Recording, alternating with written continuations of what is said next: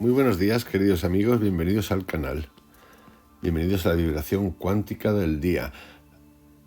Bienvenidos hoy a un capítulo especial en el cual quiero hablar y compartir con vosotros y contaros que también fuera de los textos que podemos catalogar espirituales, sagrados, religiosos, místicos, mágicos,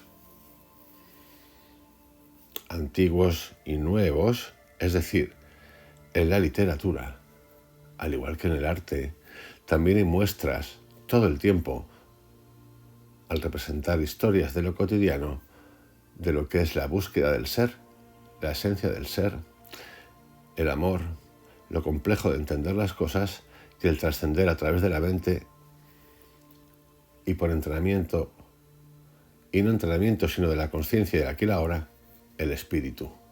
Para ello he elegido hoy 4 autores que a mí me gustan mucho, que he leído mucho, y he leído y releído, porque cada vez descubro cosas nuevas y que quiero compartir con vosotros. Estos autores son Claudio Magris, Gesualdo Bufalino, el primero húngaro, si no recuerdo mal, y por cierto sí que recuerdo mal, el primero italiano, Claudio Magris, el segundo también italiano, uno del norte, Claudio Magris, el otro del sur, Gesualdo Bufalino, otro cuyo nombre es Milorad Pávic, otro alemán, Hermann Hesse, y el otro alemán, Hermann Hesse. Por lo tanto tenemos 2 italianos, 2 alemanes, uno serbio.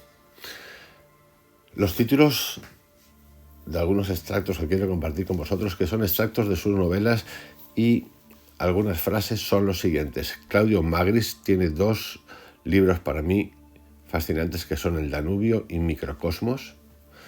Gesualdo Bufalino, que se irá junto con el siguiente de los menos conocidos, el del sur, tiene 2 en particular que se titulan Perorata del Apestado y Argos el Ciego, 2 puntos, o bien Los Sueños de la Memoria. Milorad Pávic, Pura Magia, titulado Diccionario Házaro, ejemplar femenino, ejemplar masculino. Muy gracioso este autor, 2 libros editados independientemente que solo tienen una frase distinta. Hermann Hesse, autor de, yo iba a recomendar los que yo he leído y que me gustan mucho. Siddhartha, para leerlo en diferentes épocas de vuestra vida. Cuando eres joven, edad media, después. El juego de los avalorios, quizá el más complejo. Entras como en un bucle fascinante. Peter Kamenzind, Bajo las ruedas. Narciso y Golmundo, Viaje al Oriente. Demian y Obsesión. Obsesión es un ensayo. Ernest Junger. Hermann Hesse fue premio Nobel. Ernest Junger. Este es peculiarísimo por su vida. Estuvo en las 2 guerras mundiales, dando batalla. Estuvo muy cerca, o si no cerca, pegado, más que cerca, pegado. Vamos, que fue miembro nazi, a lo que luego renunció por conciencia, por sofoco, por principios, por dignidad, para destapar todo ese mundo tórrido y brutal.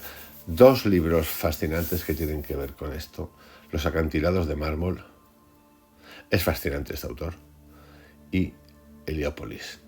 Dicho esto, quiero comenzar. Y quiero comenzar descubriendo que en lo cotidiano, en el viaje también, lo cotidiano es un viaje. Cuando vas al trabajo es un viaje. Solo que nuestra mente ese viaje lo transforma, lo etiqueta, lo hace súbdito de lo cotidiano, de la repetición, del absurdo. Y se carga, muchas veces se carga. Viajar es una escuela de humildad. Es una escuela de humildad si queremos que sea una escuela de humildad. si estamos dispuestos a estar receptivos. Viajar, como he contado alguna anécdota que otro, puede ser una soberana estupidez. Te puedes ir a Egipto, una anécdota que conté hace muchos años. La conté en un artículo, hace muchos años, me refiero a hace 25 años, una anécdota donde una pareja se fue de viaje de novios a Egipto. La fascinación de ir a Egipto, pirámides, en un viaje de novios. Y a la vuelta, lo único que recordaban con pasión era que habían podido comer langosta en un barco cerca de las pirámides. Por eso que cuidado, porque esto funciona y no funciona. Pero sí, viajar, más que crear humildad, que es otro nivel, nos invita y nos incita, nos lleva, queramos o no, al contraste. Y ahí está el aprendizaje. No se puede hacer de los miedos una ideología. Esto es muy potente porque las ideologías ya sabemos cuáles son. Las sabemos aunque no las entendamos, pero las sigamos, de todo tipo. Los miedos son recurrentes, los acumulamos y a veces el cuerpo, a través de la mente, incluso de los genes, se hace tan fuerte en los miedos que los convierte en ideología, es decir, en ceguera, pudiendo salir de ellos de manera, yo diría que casi inmediata. Viajar, al igual que el vivir, es omitir. Y esta frase también me gusta mucho porque omitir significa, de hecho, ya lo comenté hace unos días en estos nuevos audios que voy a hacer y que tienen que ver con el viaje de la mente, es elegir a qué le doy importancia. Si hago el drama o me voy al otro lado, hago la farándula en esa noria, en esa montaña rusa, roller coaster que te lleva arriba, abajo, arriba, abajo. Viajar como vivir es omitir. Utopía y desencanto. Parece que se contraponen, solo que han de sostenerse y corregirse recíprocamente. Es decir, es una conversación en la vida, porque la utopía supuestamente es lo inalcanzable, el mundo perfecto. Pero el desencanto es el mundo desperfecto, y el mundo desperfecto, tanto utópico, que sería futuro, y el desencanto, que sería pasado, se encuentran, se saludan diariamente en nuestra mente. Es en esa conversación entre la utopía y el desencanto donde podemos encontrar un equilibrio. ¿Cómo? Quitando, como dice Antonio de Melo, bajando lo utópico, acercando lo utópico, saliendo del desencanto. Es decir, dejando pasado, llevándolo hacia el presente, volviendo a llamar al futuro, llevándolo hacia el presente, juntándolo. Porque sí, porque el ser humano, ha de pensar y piensa en mejorar lo utópico, en mejorar cada día más. Dentro de esa mejora utópica, a mí me encantan las novelas y los ensayos de utopía, muchísimo. De hecho, ya os he ofrecido ahí varios audios, vídeos acerca de novelas utópicas.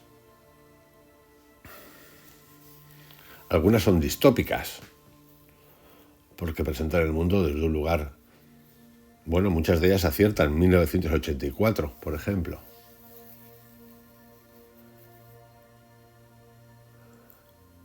Con las utopías hay que tener cuidado porque se pueden convertir también en sectarias. Ausencia de libertad. En las distopías hay ausencia de libertad. En el desencanto hay apego al miedo. Muy interesante esta frase. La responsabilidad significa pagar el precio y la renuncia que toda acción exige. Esto es muy importante porque tiene mucho que ver con la culpa. La culpa del otro, la culpa del sistema, la culpa de mi mujer, la culpa de mi marido, la culpa de la familia, la culpa. Y sí, hay veces que entramos por desconocimiento, pero en algún momento dado uno tiene que despertar, ¿no? Esto no tiene nada que ver con que si te han hecho daño o injusticias en el mundo material, pues hay sistemas judiciales para denunciar. Y sí, eso en el caso extremo. Nada que ver. Pero que hay que reconocer, lo uno, cada uno. Y esto implica también acción, procesamiento, trascender y acción. Sí, nosotros somos responsables de lo que hago, de lo que digo, de la conciencia que pongo, de la vibración que ha generado que luego me devuelve, sin entrar en nada más. Es más, esto ni lo sabemos cuando viene. Y tampoco hay que hacerle mucho caso a los que digan, pues ese karma que has hecho, esa energía, porque son muy dados enseguida a decir al otro, como has hecho algo mal, te va a llegar por el otro lado, te va a pegar un martillazo, te va a abrir la cabeza y ya no te vas a levantar jamás, según el grado de visceralidad o odio que le tengamos al otro. Esto ocurre bastante. Escribir estas primeras frases que estoy comentando tienen que ver con Claudio Magris. Escribir una obra de arte no evita que seas un estúpido o un culpable. Esta frase es fantástica, así sobre el papel. Ahora, una obra de arte. ¿Qué es una obra de arte? Pues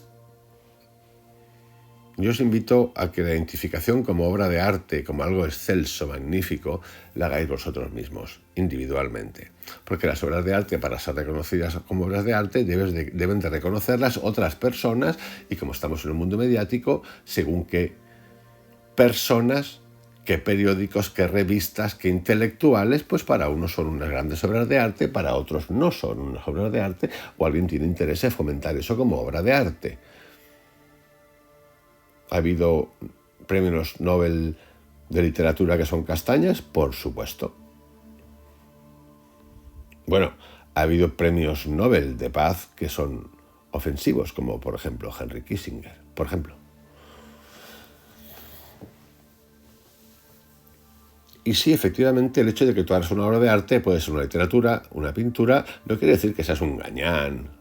Y esto es importante, ¿por qué? Porque lo podemos trasladar a los cursitos, a los libros, a los intérpretes, a los que se arrogan los libros sagrados para contarnos lo que tenemos que hacer.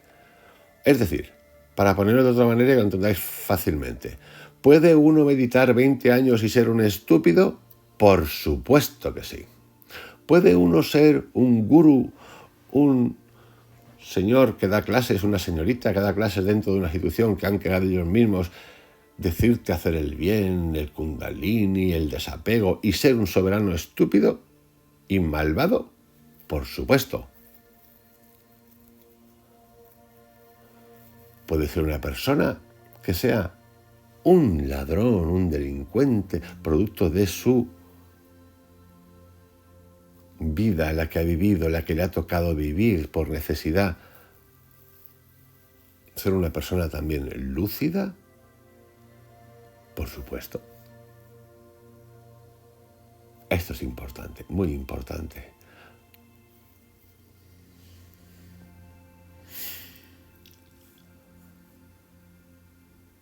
La verdadera pureza sería la nada, el cero absoluto por la sustracción total.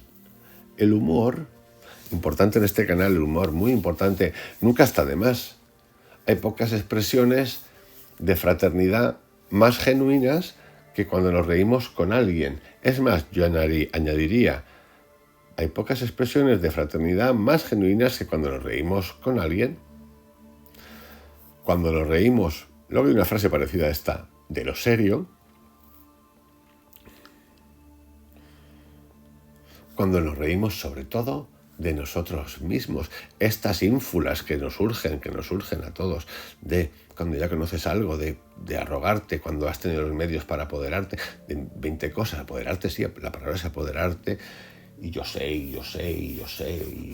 pues cuidado, el humor es importantísimo, compartir el humor con el otro, reírte de lo serio, de lo institucional, por supuesto, reírte sobre todo del poder, y reírte de ti, reírme de mí. La literatura, esto es importante, no tiene fines morales, debe representar la realidad y no puede tener una función moral. Esto es bastante complicado. Porque nosotros al leer deducimos, extraemos funciones morales, todos.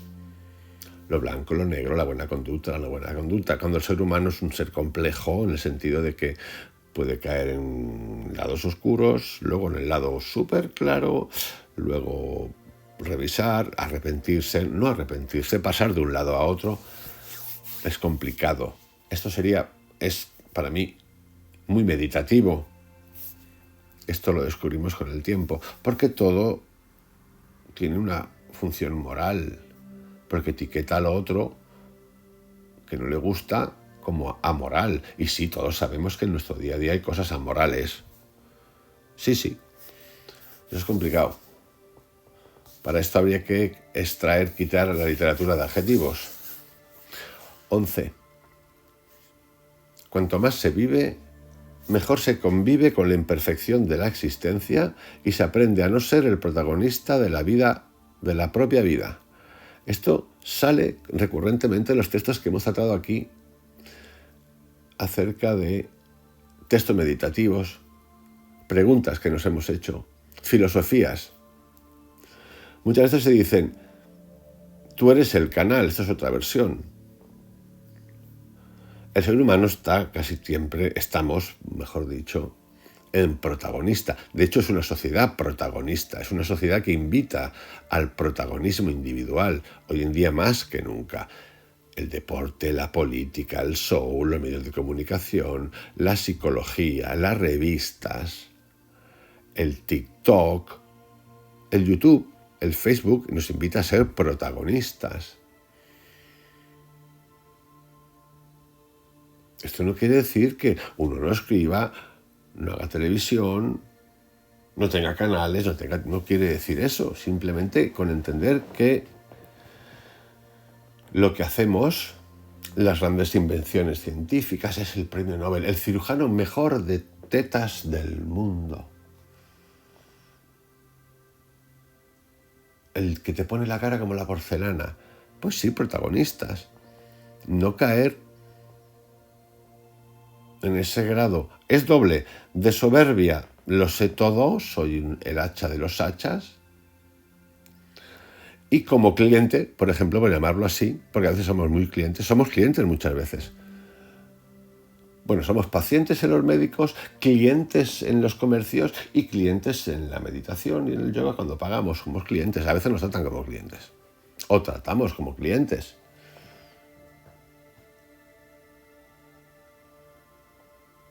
Si conseguimos trascender eso, verlo, más allá de que hagamos uso y práctica de esas cosas, pues habremos descubierto algo importante, bastante importante.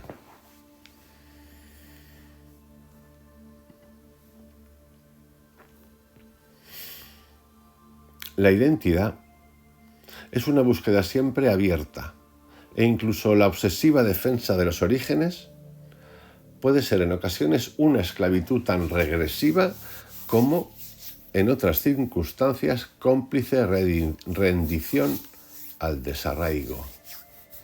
Es decir, que los extremos se tocan por absurdos. El desarraigo, pues eso, una falta, una carencia de pertenencia al ser humano, a la comunidad del ser humano, al universal, a tus culturas, que todas tienen sus cosas lindas. La identidad, pues ya sabéis lo que es.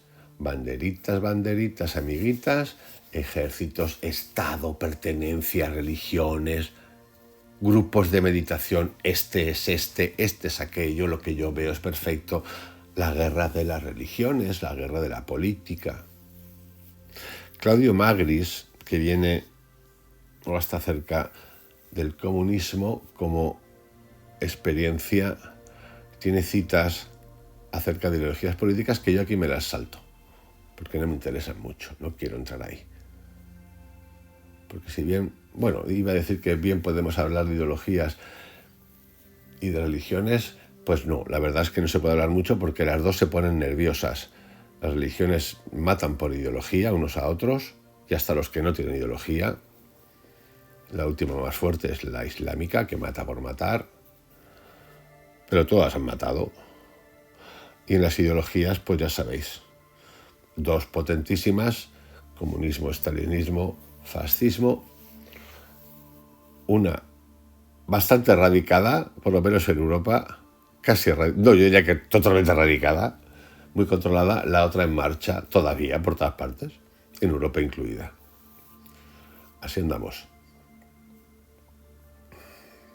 Tragedias y malos tragos nos sitúan en un mismo nivel, porque la auténtica tragedia de la vida es que toda ella no es más que un mal trago. Esto es una frase bastante pesimista. Yo creo que está escrita en un momento dado, pues de caerse, todos nos hemos caído, y podemos haber dicho en un momento dado, esto es una mierda y no tiene solución. Por eso volvemos a un rescate dentro de esa obra de Claudio Magris, donde dice: al corazón no se le dan órdenes. Decía, el corazón se rompe, y si se le dice que no se rompa, se rompe igualmente, como el mío, como el tuyo. Esto yo lo quiero interpretar como el morir dentro de la vida, esas fases, entender el amor por primera vez, lo que no es el amor por primera vez, lo que no es la pareja por primera vez, ese desapego, desarraigo que se te va el alma, o la pasión por el enamoramiento primero, o segundo, o tercero, que a todos nos puede haber pasado, nos ha pasado en algún momento, que se te va, porque no ves. Pero está bien, es que hemos de pasar por ahí. Todo el tiempo hemos de pasar por ahí. Sin duda hemos de pasar por ahí. Es esencial pasar por ahí. Si no, no hay aprendizaje. En la escuela aprendí a reírme y sobre todo me enseñaron una gran cosa: a reírme de aquello que respetaba. Esta es la frase que os he dicho antes. A reírme de aquello que respetaba y a respetar aquello de lo que me reía. Esto es magnífico. A reírme de aquello que respetaba. Tu conocimiento, las religiones, la obligación, los dogmas, las imposiciones, el repeinado, la repeinada, la ideología. Es que todo es igual, porque al final, cuando tú dices, desecho el traje, la corbata, que es un sistema, es un uniforme, y ahora me hago hippie, pero resulta que cuando tú ves todos los hippies, del 69, todas esas cosas, es que es otro uniforme. Y digo, ¿cómo? Sí, es otro uniforme. O sea, dejamos un uniforme para uniformarnos de otra manera, porque alguien ha marcado la pauta. La misma castaña. Ideas distintas. Bueno, más o menos distintas. De nuevo, un orden.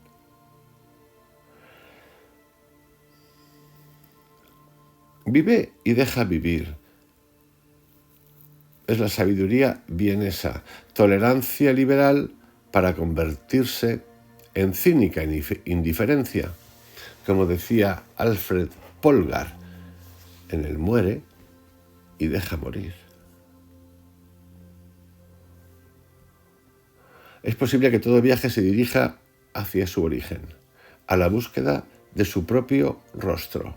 El viajero escapa de las constricciones de la realidad, que le aprisiona en la repetición, y busca la libertad y el futuro, o mejor dicho, las posibilidades de un futuro todavía abierto y todavía por elegir, y por lo tanto, la infancia, la casa natal, en la cual la vida aún está por delante.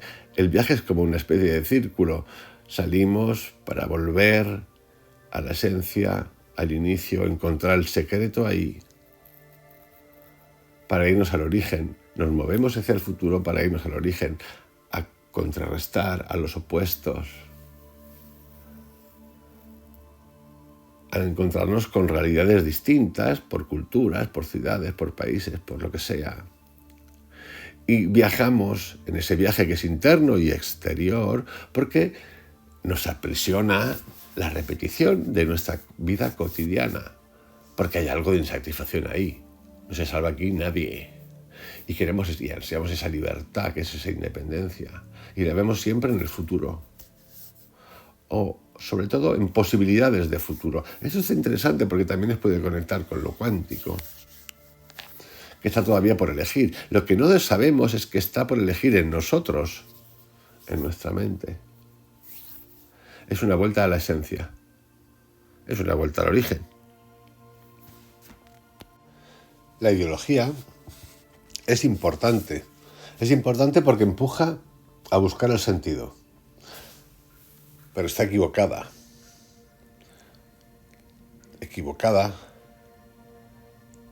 por el sinsentido, no le da el sentido. La búsqueda del sentido es muy fuerte. Y este es el aspecto positivo. La ideología es, sin embargo, el barco que se hunde, pero el viaje sigue siendo verdadero. Es como viajar por el mar en busca del sentido de la vida y de la historia, en un barco que no puede llegar.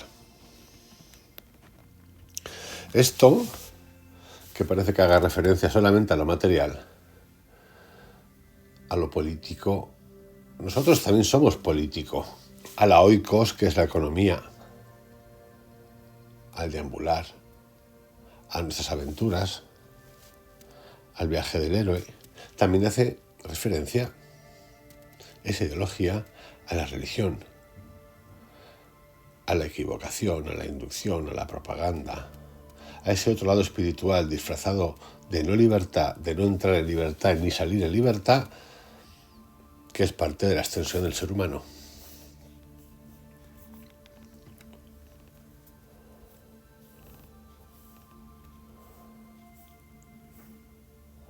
La relación de periferia con el centro siempre es difícil.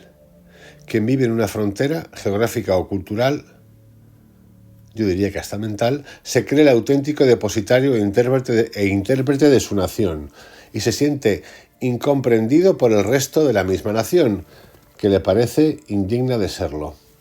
De nuevo, igual que el texto anterior, esto aplicado a cualquier cosa.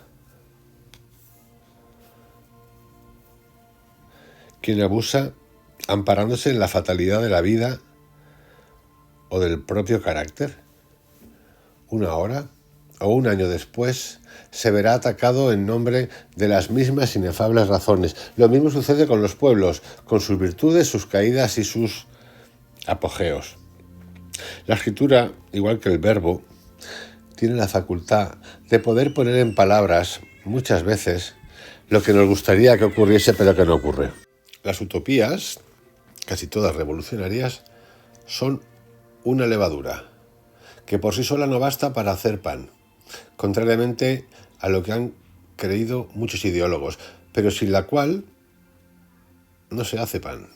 El mundo no puede ser redimido de una vez para siempre y cada generación tiene que empujar, como Sísifo, su propia piedra, para evitar que ésta se le eche encima aplastándole. La conciencia de estas cosas supone la entrada de la humanidad en la madurez espiritual. Es interesante este texto porque habla de un camino de progreso y de desarrollo, más allá de que, y esto se repite en cualquier momento de la historia, es decir, ahora mucha gente habla de que el pasado siempre fue mejor. En otras épocas del pasado en las que nosotros no estábamos, o supuestamente no estábamos, también decían que el pasado siempre fue mejor. Y lo cierto es que son épocas, y yo creo que estamos en una de ellas, que está por implosionar, y digo implosionar en lugar de explosionar, porque creo que va a ser una implosión del interior hacia afuera, de cuestionamiento de muchas cosas. Utopía significa no rendirse a las cosas tal como son y luchar por las cosas tal como debieran ser. Saber que al mundo, como dice un verso de Brecht, le hace buena falta que lo cambien y que lo rediman. Esa utopía es una utopía personal. Es la utopía del cuestionamiento, del interior, del exterior, del otro, de las creencias, de nuestros hábitos, de las emociones.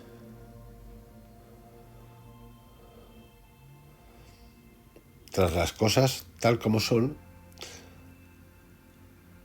hay también una sorpresa, la exigencia de cómo deberían ser. Está la potencialidad de otra realidad que empuja para salir a la luz, como la mariposa de la crisálida. Como la mariposa en la crisálida. Empuja para salir a la luz. Es un empuje lo que hacemos. Aquí lo contamos de otra manera, pero me vale también ese empuje. Aquí observamos eso y lo cuento como un trascender. Y si en ese trascender hay empuje, hay conflicto por el que se ha de pasar.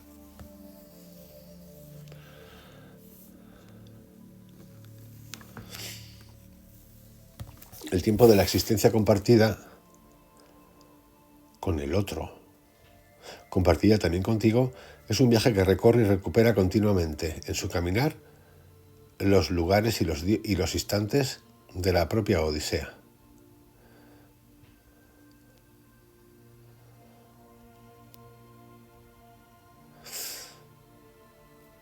Compartir con el otro, con la otra, con los otros, sin edad, sin miedo,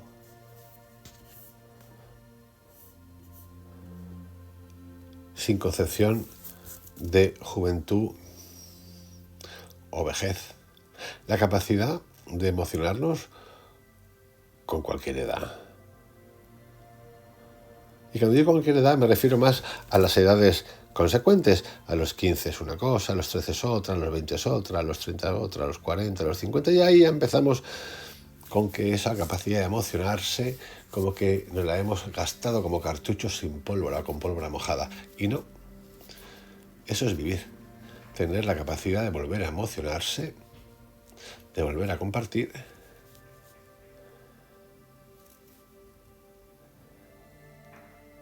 Habiendo hecho ese paso que muchos consideran de dolor.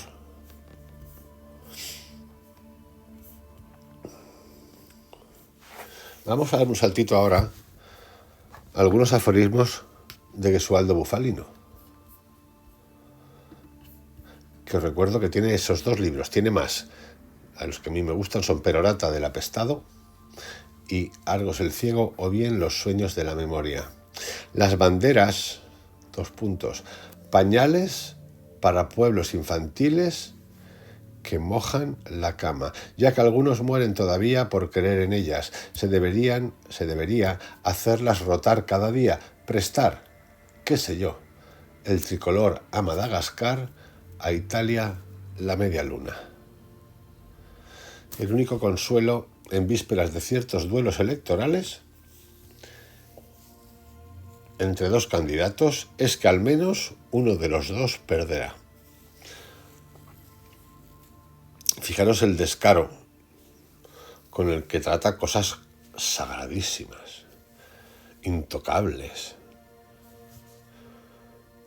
Meterse con un Estado es como criticar a Apple, a Google. Si lo haces desde dentro se te expulsa, pues el Estado igual. El Estado peor, porque si lo haces desde fuera se te persigue, dependiendo del poder que puedas llegar a tener.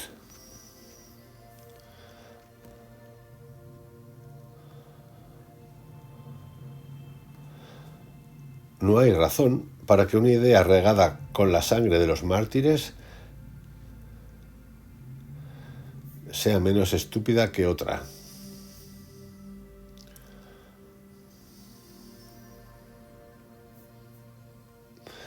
Para distraerse de la muerte, el hombre inventó la historia,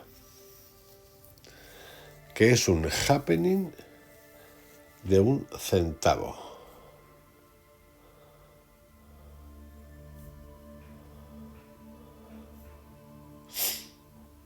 La impaciencia de Dios por publicar el mundo no deja de asombrarme. Cosas así se guardan en la gaveta para siempre. Quien abusa del propio ingenio, a esto lo llaman muchas veces inteligencia, no merece misericordia.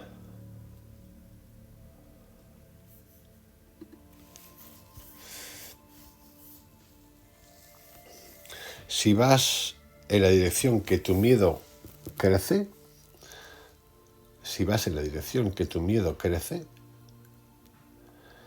vas por buen camino. Y por cierto, que Dios te ayude. Estas frases ahora corresponden a Milorad Pavik, el del diccionario Házaro, ejemplar masculino o femenino, el que queráis.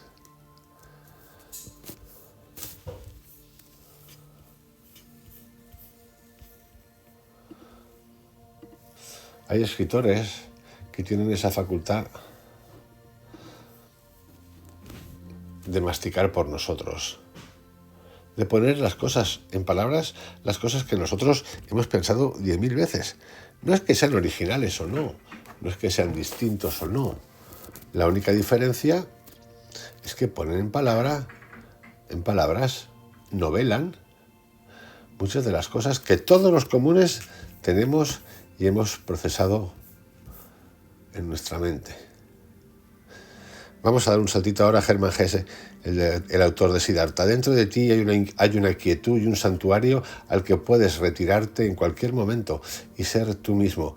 Ya me diréis si esto no es meditar. Algunos de nosotros pensamos que aferrarnos nos hace fuerte, el apego.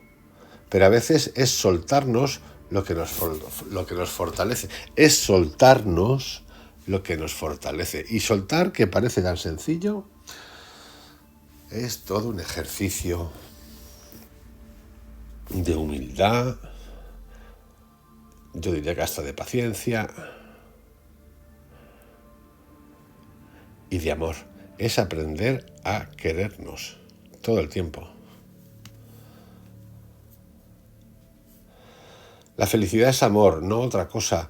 El que sabe amar es feliz. Claro, el que sabe amar, pero no el que sabe amar como se cree hasta hoy en día. Bueno, seguimos hoy en día. ¿Qué es el amar?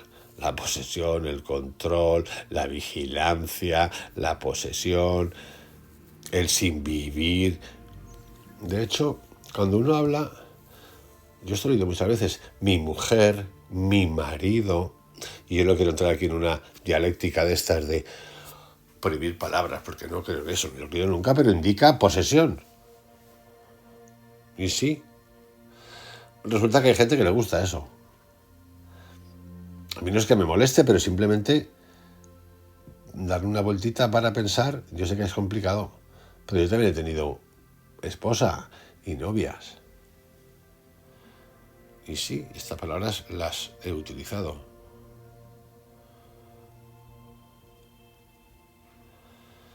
Como cuerpo todo el mundo es soltero, como alma nunca. La verdad se vive, no se enseña.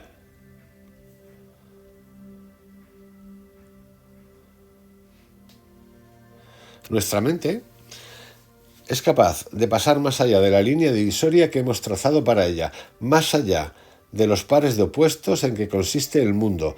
Otras percepciones nuevas comienzan. Pues esto, meditación, física cuántica, cuestionamiento, preguntarnos lo cotidiano. La teoría es el conocimiento que no funciona. La práctica es cuando todo funciona y no sabes por qué.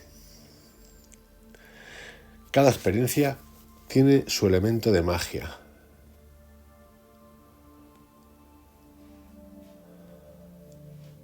Matamos a cada paso, no solo en las guerras, no solo en los disturbios y no solo en las ejecuciones. Matamos cuando cerramos los ojos ante la pobreza, ante el sufrimiento, ante la vergüenza. De la misma manera, toda falta de respeto por la vida, todo el coraje, la indiferencia, todo desprecio, no es otra cosa que matar. Es más, nosotros tenemos una tendencia, y esta palabra quiero que la entendáis bien, sacándola del hecho de matar. Nosotros nos autoflagelamos, nos matamos. Por eso la gente de la psilocibina nos habla de vivir la experiencia de la muerte, muertes en vida. Muchos hablan de eso, muchos. Yo lo he explicado ya aquí varias veces. Morir a cosas.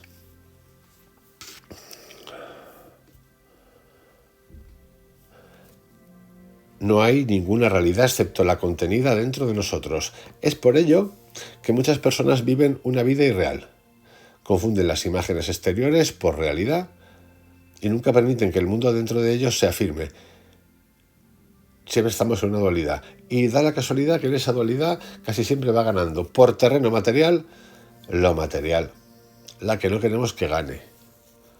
Esta gente que lo compensa, voy a decirlo en términos muy infernales, pecando y pagando, pecando y pagando. Flagelándose, qué mal mi trabajo, el entorno, lo que he hecho, y luego dono, arreglo, pago para limpiar mi... Es un poco como ridículo. Chico, deja de hacer lo que estás haciendo y te ahorras el dinero además. O si quieres, deja de hacerlo y dona. O regala. A lo que te dé la gana.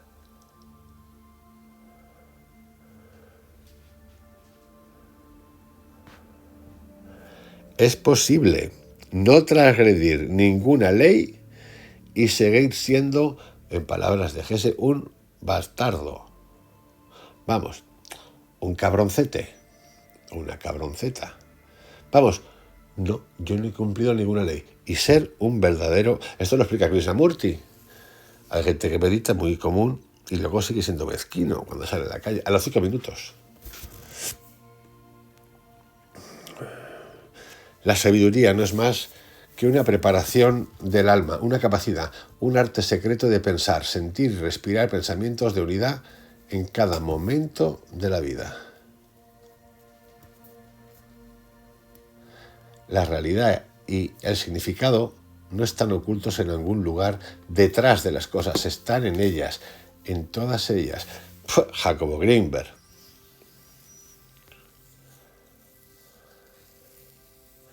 No es nuestro propósito el convertirnos en nuestro prójimo. Es reconocernos el uno en el otro, aprender a ver al otro y honrarlo por lo que es.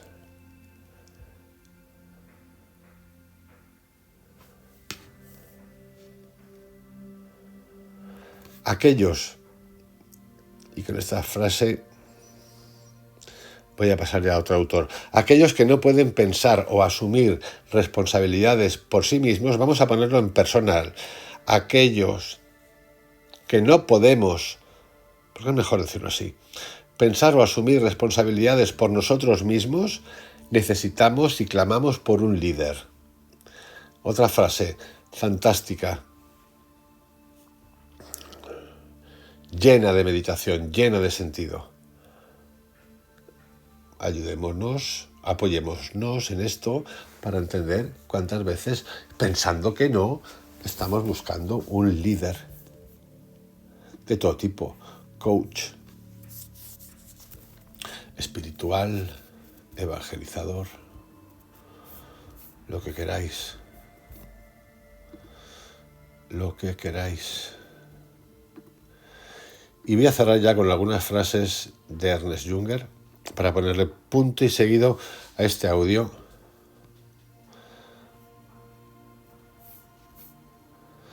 La verdadera grandeza no reside en la opulencia material, sino en la capacidad de enfrentar desafíos con valentía y con dignidad. Los grandes desafíos somos nosotros. Todo el tiempo. La vida es un constante fluir, una lucha permanente entre el deseo de seguridad y la necesidad de aventura. Fijaros qué frase más buena. Deseo de seguridad, una lucha entre el deseo de seguridad, la casa, el coche seguro, los niños, no sé qué, no sé cuántos, y la necesidad de aventura. Como la materia en abundancia lleva al tedio, esto lo saben muy bien algunos millonarios, a la degeneración, al hastío total. Me ocurre muchísimo. Epstein, por ejemplo. Hay más, mucho más. El verdadero poder, y con esto cerramos hoy el capítulo, no viene de imponerse sobre los demás, sino de la capacidad de dominar nuestros propios impulsos y nuestras propias emociones. Bueno, queridos, hasta aquí este tema de hoy, que se ha compuesto de 4 autores: Claudio Magris, Gesualdo Bufalino, 2 italianos, Milorad Pavic, un serbio, y Hermann Hesse y Ernest Junger, 2 alemanes. Las obras son las siguientes: Claudio Magris, El Danubio y Microcosmos; Gesualdo Bufalino, Perorata del Apestado y Argos el Ciego, o bien Los Sueños de la Memoria; Milorad Pavic, Diccionario Házaro; Hermann Hesse, Siddhartha, El Juego de Avalorios; Peter Kamesin, Bajo las Ruedas; Narciso y Golmundo, Viaje al Oriente; Demian y el ensayo que se titula Obsesión; y Junger, 2 obras, sobre los acantilados de mármol y Heliópolis. Que tengáis un excelente día. Mañana un poquito más. Chao.